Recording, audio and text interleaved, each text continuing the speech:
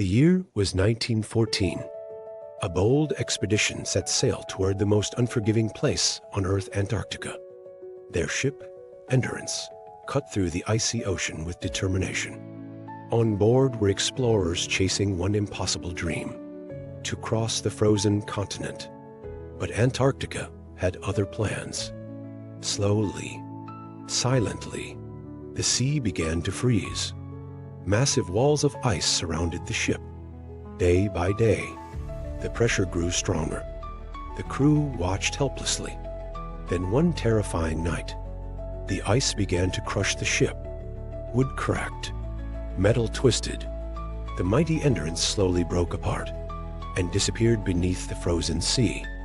Now the explorers were alone.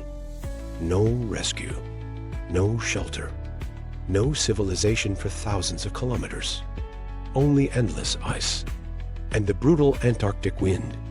But their leader, Ernest Shackleton, refused to surrender. He gathered his men and said something simple, but powerful: not a single one of you will be left behind. For months, they survived on drifting ice. Blizzards roared.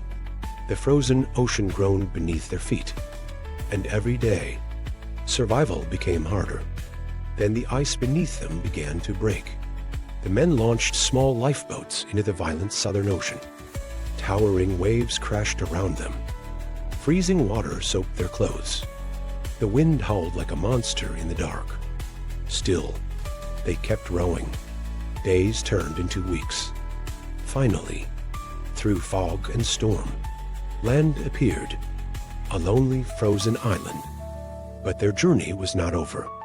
To save his crew, Shackleton made one of the most dangerous sea journeys in history, crossing more than 1,300 kilometers of the wild Southern Ocean in a tiny boat. Against impossible odds, he reached help. And months later, he returned for his men. One by one, the survivors were rescued. Not a single life was lost.